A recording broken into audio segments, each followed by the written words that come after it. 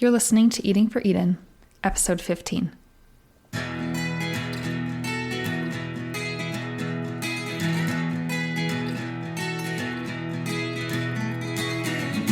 When it comes to doing something about climate change, your food choices matter. Thanks for tuning in to Eating for Eden, a podcast that takes a food-first approach to climate action. I'm your host, Jessica J. Schroeder, and I am passionate about food that tastes good and does good. I'll guide you with practical tips and help you thoroughly enjoy your food along the way.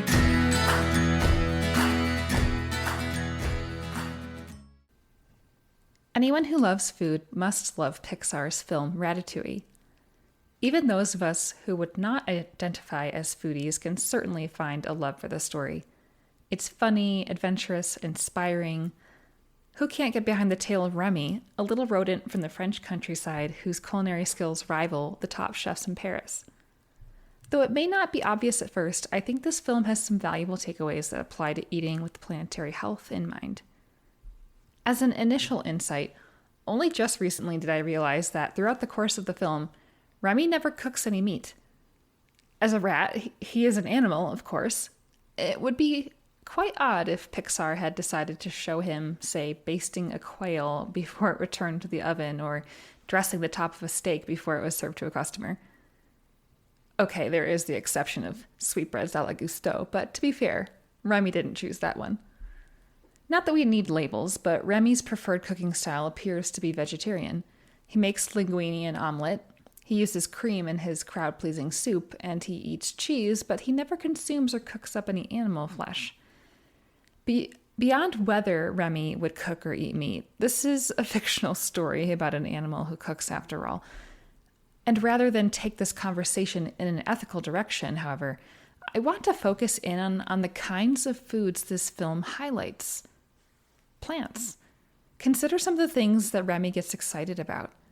Finding a mushroom, exploring the spices in the old woman's country home, the sound of a baguette's crust, and let's not forget what he makes for the infamous food critic Anton Ego, a peasant dish of summer vegetables, ratatouille.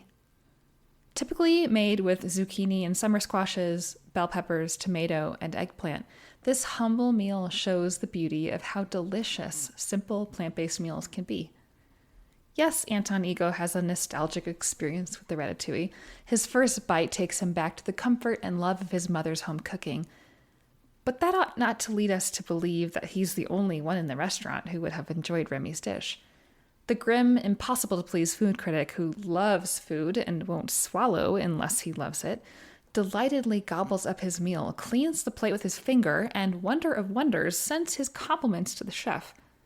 The nostalgia broke down his walls, enabling him to actually taste the goodness before him.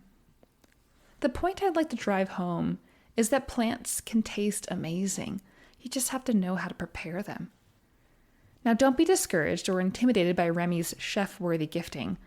Yes, he made a humble dish of summer veg turn into a masterpiece, but that doesn't mean only chefs can work such magic. Yes, he's a natural in the kitchen, but we can all learn. The chefs of Michelin star restaurants have out-of-this-world abilities, and that's not just talk. I've tasted the goods. But their skills are capable of producing once-in-a-lifetime, out-of-body kinds of food experiences. While most of us won't reach that height of crafting truly exquisite dishes, it is entirely possible to make simple, plant-based meals delectable on the everyday, right in your own kitchen.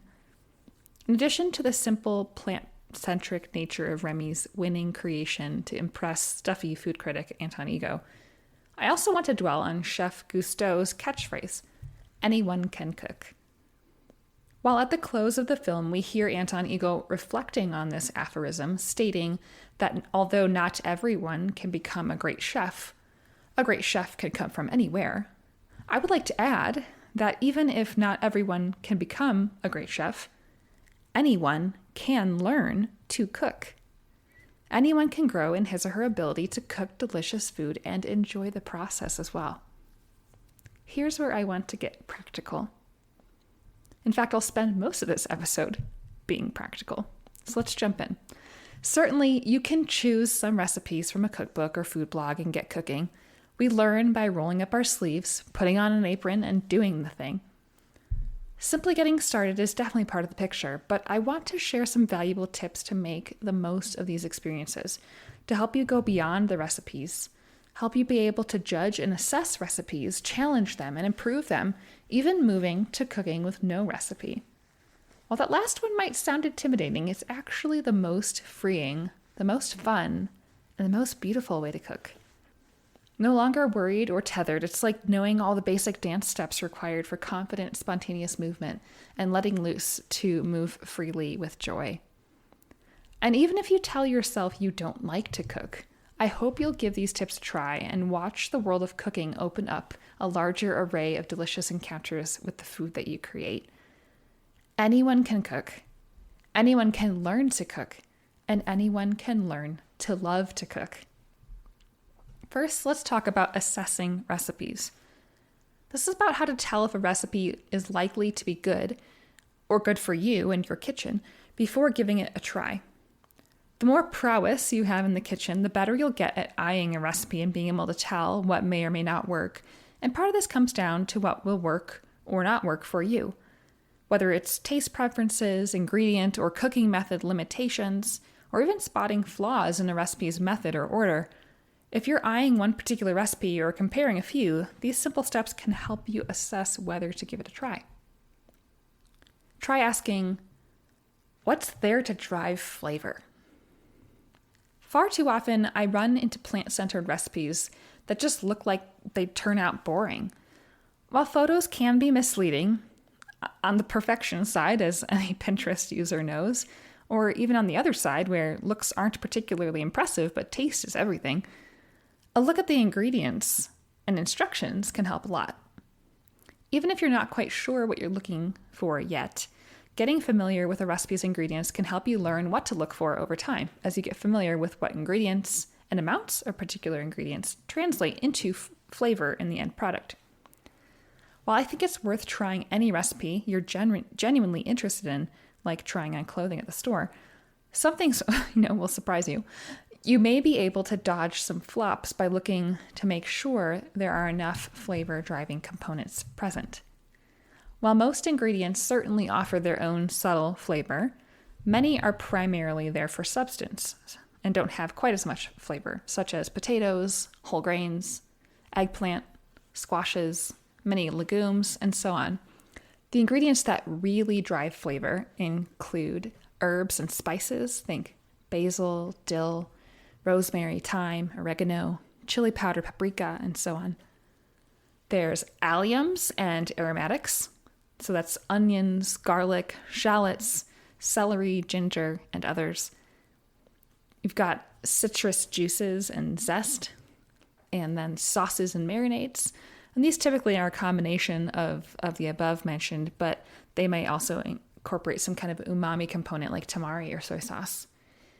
It's also important to consider cooking method when assessing a recipe for flavor.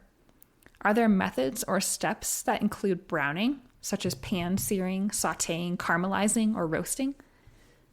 Will anything be soaked in an acid to give it vibrancy? Is something being slow cooked? And if it's being slow cooked, is it something that's being simmered with spices that will need that time to develop flavor? Or will the slow cooking actually end up with overcooked veg that just tastes and looks sad? Pay attention as you try recipes out. What was the result of the various ingredients combined in that particular way and cooked via a particular method or series of methods?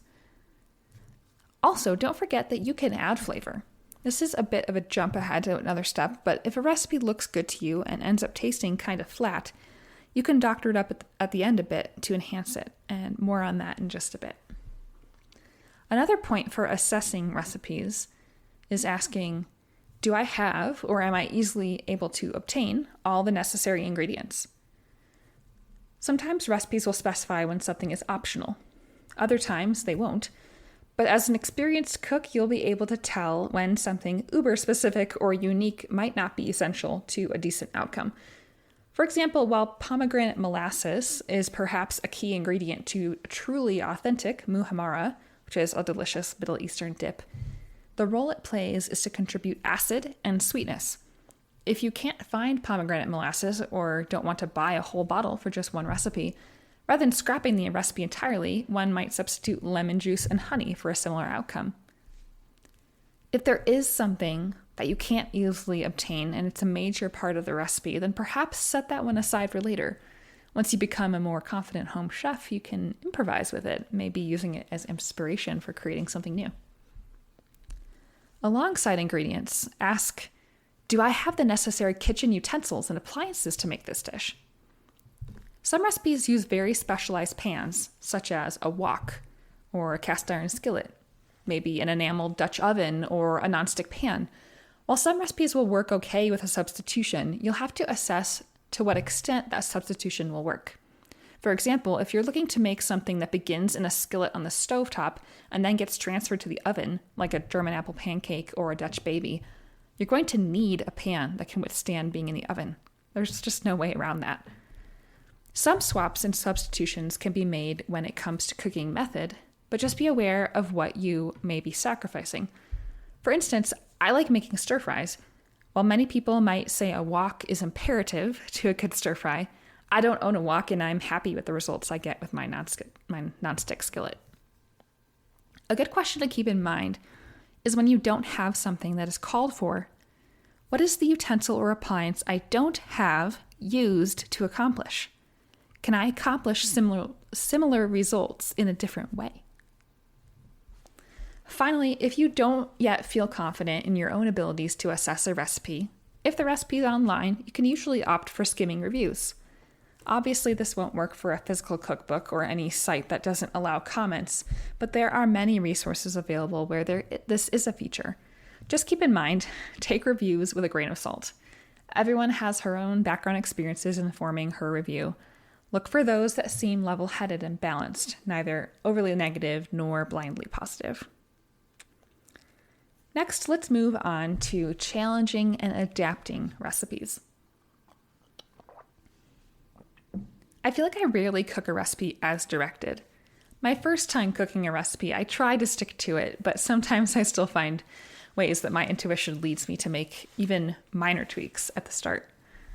As you cook more and pay attention as you cook and eat, you'll discover more about your own taste preferences, what works and doesn't work with cooking methods, where improvements could be made, and so on. You can grow in confidence to improvise and make a dish your own. As far as ingredients go, things you might consider adapting include salt. Some recipes may not have enough, some may have too much. Also, adding saltiness to a dish doesn't have to come in the form of plain old salt. Consider flavor-enhancing ingredients that are salty, such as briny, pickled, or fermented things, capers, olives, pickles, quick pickled red onions or other veg, sauerkraut, and kimchi. There's even tamari or soy sauce as another example, and you can even use pickle or ferment brines. Next, there's fat. Now, fat is an unhelpfully broad term. In general, though, if a meal doesn't have enough fat, it can be less satisfying to the palate. But that doesn't mean it needs to have a lot of fat. It's about striking the right balance for the dish at hand. Also, we all have different goals. Some may be looking to lose weight, others may be looking to gain, and still others may simply be happy to maintain.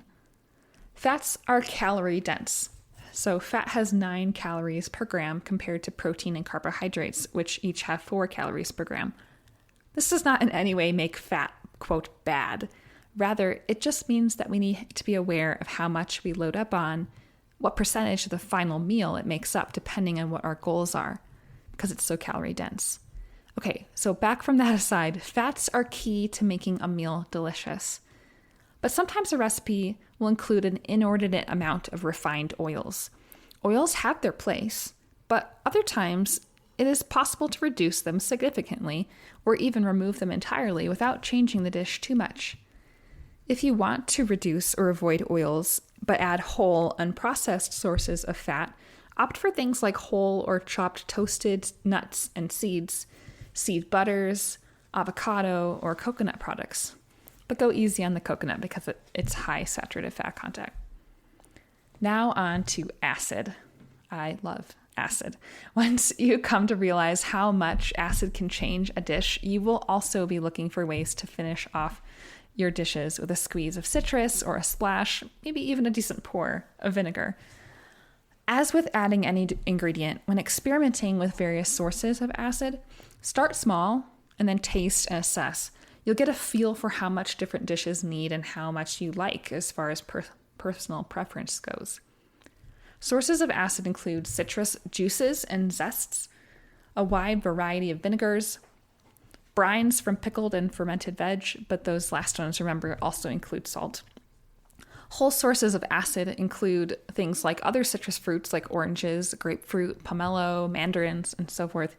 And then there's tomatoes and tomato products, so tomato paste, ketchup, canned diced tomatoes, and sauces. Now turning to spice, the heat side of spice, we have chili pepper heat, ginger heat, horseradish or wasabi heat, and also more subtle heats like black and white pepper. Spices like paprika and chili powder can even add a sense of heat when used in large amounts. In addition to dried spices in their ground forms, I definitely encourage the use of grated fresh ginger and cooking with fresh chilies. These can be diced up if you want to eat them, or they can be added in whole or halved to a dish while cooking and then be fished out and removed if desired. Be aware that when it comes to hot peppers, the seeds are typically hotter than the pepper flesh. Decide whether you want to remove the seeds and consider wearing food quality gloves while dealing with hot peppers and avoid touching your eyes. As dangerous as all this may sound, hot peppers are a fabulous ingredient to cook with. And you can always keep a nice hot sauce, or a few, around, not to mention the fun chili oils and chili crunches that are gracing grocery store shelves these days. Be aware, however, that hot sauces aren't just about heat. The nicer quality ones put a lot of thought into flavor as well. So consider what food you're pairing your hot sauce with. This is just as important as considering what herbs and spices to use in a dish. Alongside spicing up a meal, you might want to lighten a meal. You can do this by adding fresh components or cooked components that are lighter in their caloric load. Consider adding fresh greens like arugula or spring greens, cooked greens, and other non-starchy vegetables like kale, broccoli, bok choy, etc. You can lessen the fat in the dish. While you typically have to omit it from the outset, if you have something like a soup or a stew where you can skim the fat off the top or mop up some extra oil from a tray of roasted veg, that's another option you might have too. Things like fermented vegetables are a great way to lighten a meal as well. And acid is great too, so consider vinegar, citrus juice, and citrus zest. On the flip side, you may want to add depth or richness. You can do this by increasing the content or sources of fats, increasing the umami profile with things like mushrooms, legumes, tamari or soy, other soy products, or nutritional yeast, and even through cooking methods such as browning the food, which contributes a depth of flavor. Finally, if you generally want additional or amplified flavor, just think more. Amp up the amount of spices or alliums used, add fresh herbs at the end, deglaze a pan with something other than water, so something that already has flavor like broth or stock, wine, sherry, marsala. Add something new or even increase what is already there. As far as cooking method is concerned, you may want to challenge or adapt how you cook or otherwise prepare a dish. Maybe a recipe tells you to saute broccoli, bok choy, or maybe broccolini for 7 to 8 minutes. When serving up, you find that the green has turned somewhat dull and the veg is softer than you'd like. If so, try reducing the cooking time. I typically only saute these types of crucifers for about 3 to 5 minutes, adding a little bit of water and covering them to lightly steam them partway through. Rather than sticking militantly to a cooking time, I watch the vegetables. I let them tell me when they're done. Vibrancy of color and a chewable firmness are two go-to signs that I look for in such vegetables. If you know you enjoy a particular cooking method better, say maybe you like air frying better than roasting, or you like roasting better than steaming, bring that to the table when considering how to challenge and adapt recipes. As you look at the steps involved in bringing a dish together, find out where you can change up the cooking method for particular steps. For example, maybe you'd rather have roasted veg in your grain bowl than sauteed veg. Or maybe you'd rather pan fry or air fry your tofu rather than roasting it. And unless you're making soup or mashed potatoes, I don't think of many reasons when boiling a vegetable is a good idea. And I realize I focused a lot on vegetables in this particular section, so you can also consider how you prep fruit or legumes or whole grains and nuts and seeds. Perhaps you prefer fresh fruit over cooked fruit, or vice versa. Maybe you like your grains to have a bit more of a toothsome bite than getting to the point of bursting and breaking down. Maybe you prefer the way that red lentils get thick and creamy over the way that other lentils tend to hold their shape. Maybe you want to try pistachios or hazelnuts in a dish instead of walnuts or cashews. Don't be afraid to question a recipe and try something differently. Venturing away from a recipe can sometimes have its downsides, but there can also be some terrific breakthroughs and discoveries. Either way, you get to learn by experience, which is the best way to learn how to cook. When it comes to cooking without a recipe, this may be more attainable than you initially think. The main things you need are creativity, some kitchen intuition, and courage. You may not think that you have all three of those, or maybe not any of them right now, but each one can be developed over time. First, as human beings, we are all creative. Your creativity won't look the same as mine, but we can each grow in learning how to bring our unique sense of creativity to our food. I began cooking as someone who had no clue what I was doing. I baked cookies and quick breads for recipes in high school. And I think probably carrot cake and cheesecake were the most elaborate that I ever got with my baking at that time. But baking just felt cut and dried. Cooking was another story. Up to that point in my life, I had a love for music, interior design and decor, and the beauty of the written word. I had no idea that food could become such a massive way that I expressed my creativity. It grew over time as I paid attention to what I like, got the courage to try new things inside my kitchen as well as outside, and was open to various sorts of input like learning from cookbooks, food blogs, and cooking shows or videos on YouTube. When it comes to kitchen intuition, while some people do just seem to be born with more natural intuition, we can all develop our own with time and attention. Sometimes I wonder if some people don't like to cook because they feel chained to recipes. They'll admit, I don't like cooking, and also say, I can't cook without a recipe, or I need to follow a recipe. I can't help but wonder if more joy would come into cooking for these folks if they could ease their way off of recipes. If this is you, or if it sounds like you, here are a few tips. Start with getting good at a small handful of recipes, and I mean a handful, think 1 to 5.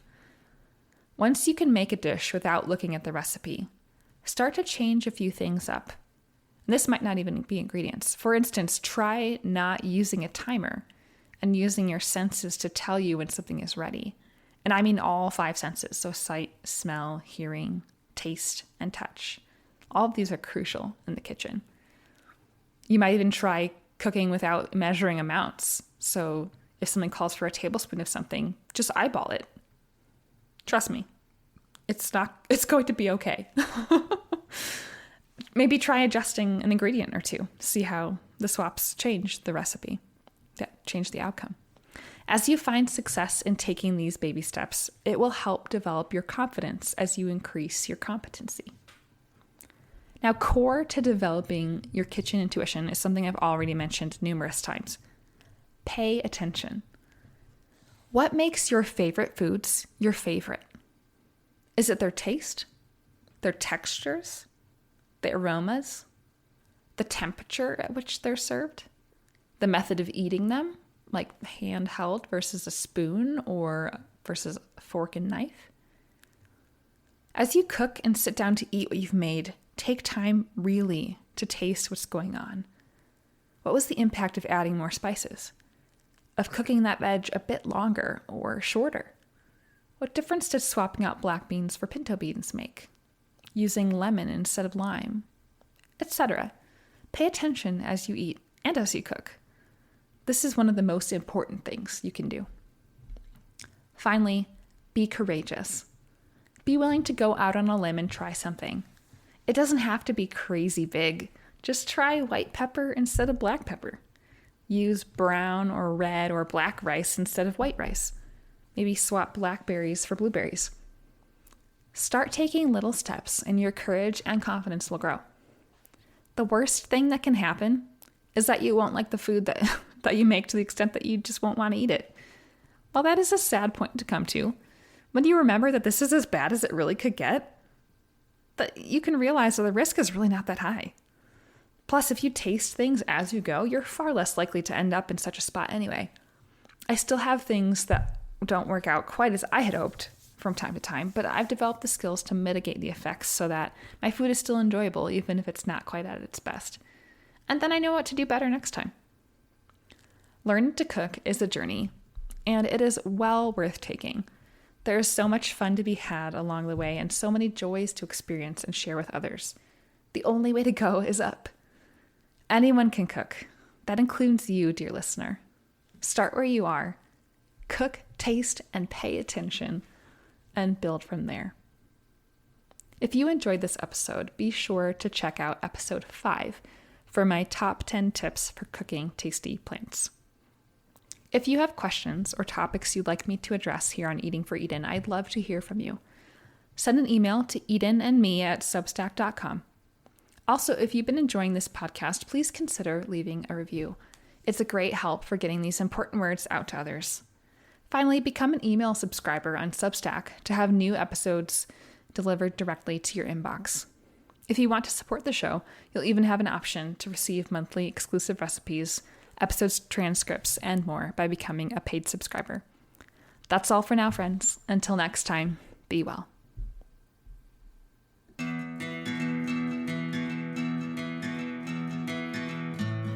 Thanks for listening to Eating for Eden. If you found this episode informative or inspiring, please consider sharing it with a friend. Climate change is an issue we all need to tackle together, so let's invite others to journey along with us as we continue the conversation and start taking action. Until next week, friends, take care.